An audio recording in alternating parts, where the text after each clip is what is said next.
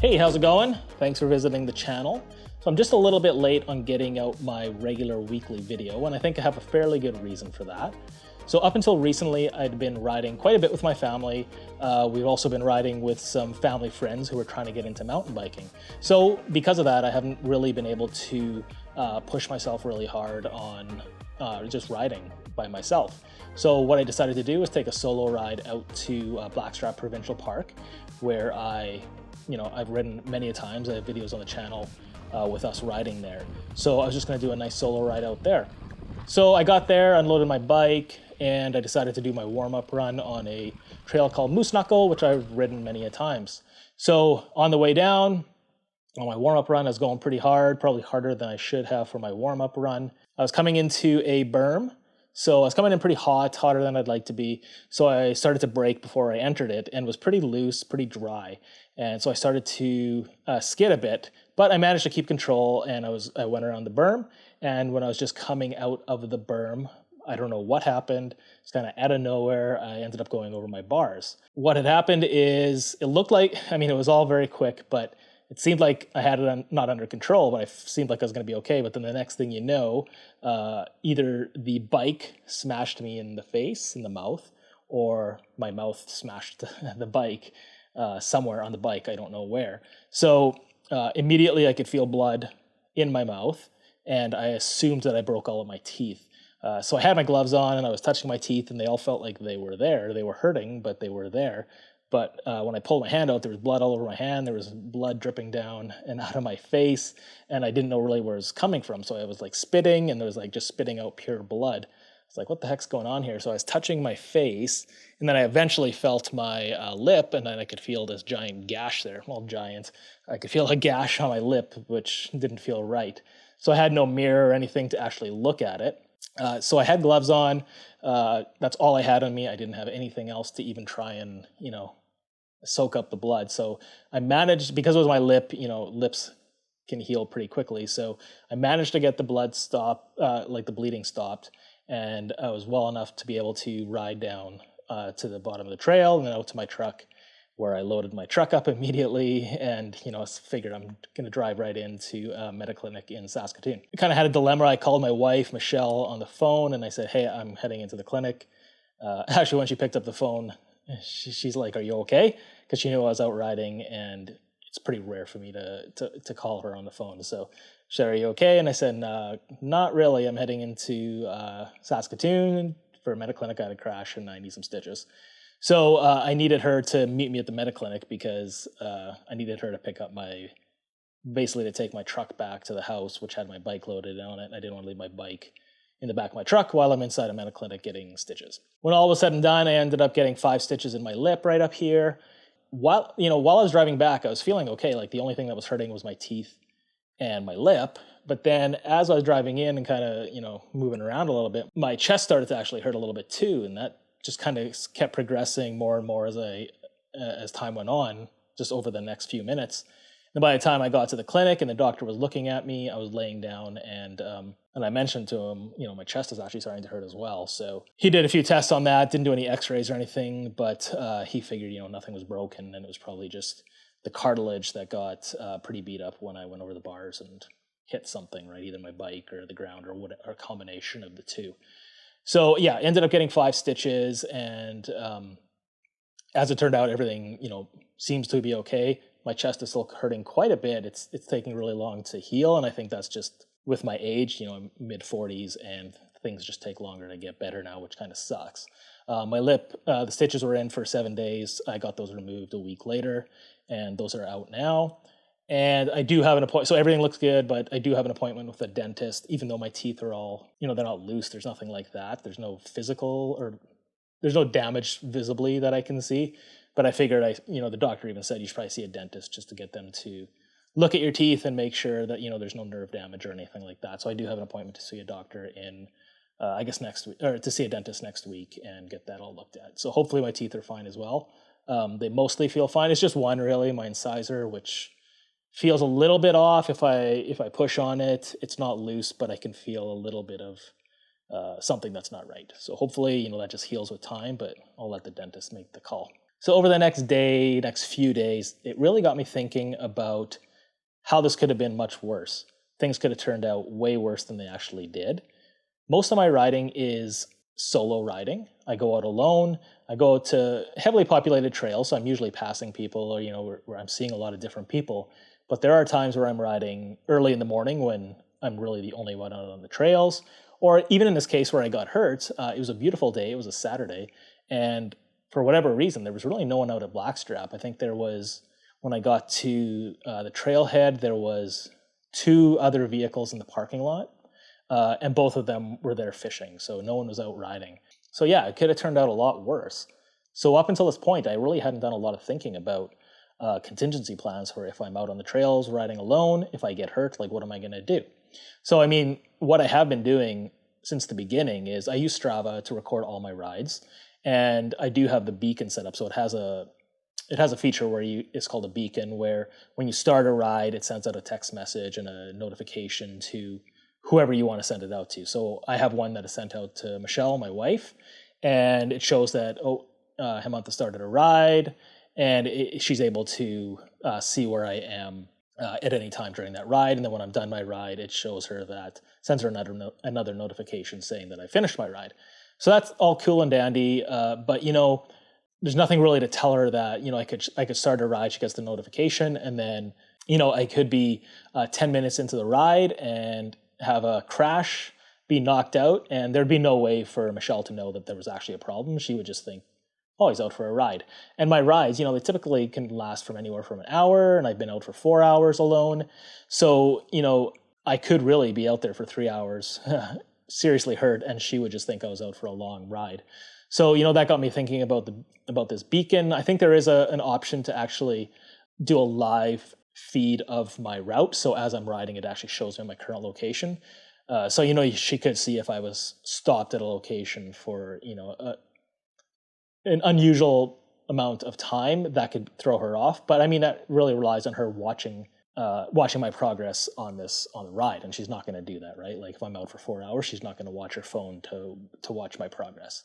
So that got me thinking about options about how I could maybe make this Strava beacon work better, or something to do in conjunction with that, where maybe every 30 minutes I'm checking in, I'm just sending a text message saying, yeah, I'm okay. And if she doesn't hear from me in 30 minutes and 60 minutes, then maybe she tries to call me, or she tries to send me a text message, and then that could maybe alert her to the possibility that there's a problem. But even that's a lot of overhead for if I'm out for a ride. I don't want to have to stop every 30 minutes to send a text message. That kind of defeats the purpose of getting out and just riding, right? So something else that I started to think about, after the crash, when I got back to my truck, I had to use McDonald's napkins that I just had in my glove compartment to actually stop the bleeding. I didn't have any type of first aid kit or any type of first aid items in my truck. I didn't have any when I was out on the trail. That really got me thinking, right? And having a first aid kit in your vehicle, like you don't even need that just for biking. It's a good thing to have for anything, for if you just need a first aid kit when you're out on the road, out driving. So that was something else that I wasn't prepared for. So being 30 minutes outside of Saskatoon at Blackstrap, that got me thinking, what happens if I had this crash and I wasn't even able to ride down to the bottom of the trail to get back to my truck? What if I couldn't even walk down the rest of the trail to get back to my truck? Or what if I could ride down or walk down, but I wasn't able to drive my truck back to Saskatoon? Then what happens? So in this case, Blackstrap is in an area where there's really good cellular coverage, so I would be able to call someone to come pick me up, or let them know what's going on at least. Call an ambulance if I needed to, if it came to that. But there are areas like that we have ridden. So out at Buffalo Pound, where we've ridden recently, the cellular coverage there is really bad, if you can get any at all. So what happens if I was there with my family, but what if I did ride alone sometimes on some trails that I wanted to do alone? What happens if something happened in the middle of one of those trails where I couldn't text message or call my wife to say, hey, I crashed, I need some help? So that got me thinking. So we do have walkie-talkies, which we do carry with us when we travel, and we did have them at Buffalo Pound, but I just left them on my truck, and we never actually, I never took one, and my wife never took one, so it kind of defeated the purpose of having them. So, that's something that I think we can get better at. So that kind of was some of the stuff I was thinking about with my solo riding. But then I also started thinking about, what if I'm out with my kids and one of them gets hurt? Or what if I get hurt? What do we do at that point? Like, if I'm hurt serious enough, it's not like my kids can carry me out. They're 6 and 9 years old. What if one of them gets hurt fairly seriously? What do we do at that point? So hopefully, I'm able, if one of my kids gets hurt, I'm hoping I would be able to keep my composure and think it through and figure out what we need to do. But it did bring up some questions for me, right? And what about like injuries that are, not super serious, but would require me to carry a kid out? Like, what if one of them broke their arm or something like that? Obviously, that would suck, and I might have to carry the kid out. But what do I do with the bikes? We have 3 bikes that are just gonna have to sit there and abandon them. Obviously, my kid is gonna take precedence, and in the grand scheme of things, that's the most important thing. And I wouldn't care about the bikes, but like, who wants to leave a $6,000 bike in the middle of a trail abandoned for who knows how long, right? How long is that gonna last? Maybe someone will come across it and they're honest and they try and find out who the bikes belong to. But there could be people. There's obviously people that aren't who come across a bike in the middle of a trail, and maybe they don't have the best intentions. So that got me thinking. Okay, what do I do in the case of something like that? And even in the case with my injury that I just had. Like I said at the beginning, I called my wife and told her, like, hey, can you meet me at the mediclinic and leave me your car and take my truck back, because I can't leave my bike in the parking lot while I'm getting stitches, and I didn't know how long I was going to be in there. So, that was an option that was available to me. But then, like, what happens if she was out on vacation with the kids or something and it was just me alone home? How does that even work? Like, what am I going to do? In this case, I could have probably just driven home and dropped my bike off, because it wasn't like, at that point, I wasn't bleeding profusely or anything. So I could have done that. But, in a case where I'm not willing to drive home to drop a bike off, if I need to go to the hospital immediately, what do I do in that case, right? So I don't have an answer to that question. I'm not sure. Maybe I'd have to call a friend and tell him to try and come down and take my bike or something. But, it got me thinking. So that crash raised a lot of questions for me, and I started to try and think of some solutions. So right away, I bought a first aid kit. It's not one that I would carry with me when I'm riding, because it's too big to, something that you'd want to carry around. It's something that I would leave in my truck. So I still need to get something that I can maybe carry around. If I'm wearing a backpack, that I can put in my backpack that has some of your basic stuff like gauze and a tourniquet and that type of stuff. So I still need to get that, but I do have something in my truck now that is fairly well equipped, and I think you could cover a lot of stuff with that. So then I was thinking, well, what protection do I want to wear when I'm out riding?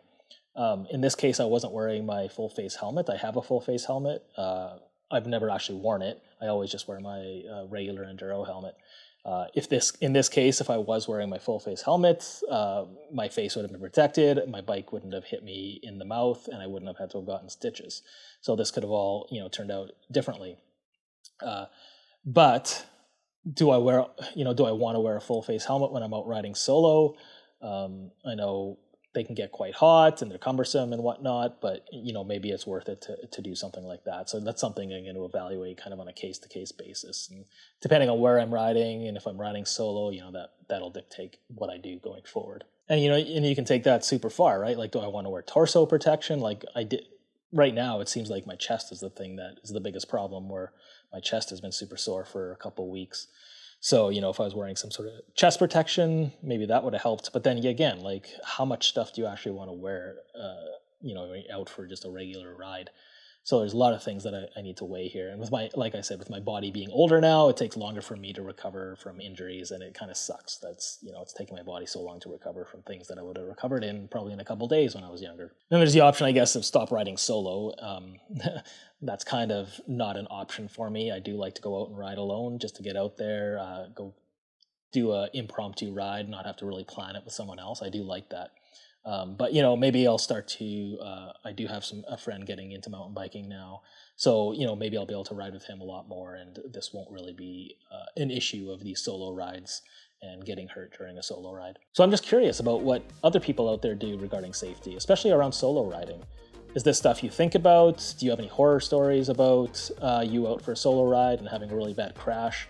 I'd really like to hear about that. If you could leave a comment, that would be great. Get a conversation going. And I'd really just like to get some tips from other people who have been doing this longer than me and what they do to mitigate some of these possible disasters that could happen. I'd really like to hear more about that. So please, leave a comment in the comment section. That would be really awesome. So I really hope you enjoyed this video, and I hope it wasn't too long-winded, but I do really look forward to hearing from other people and their experience around this stuff, especially for people who have been riding longer than me and, have dealt with this stuff in the past. I really do look forward to hearing from you. So if you haven't yet, why don't you take a second and subscribe to this channel?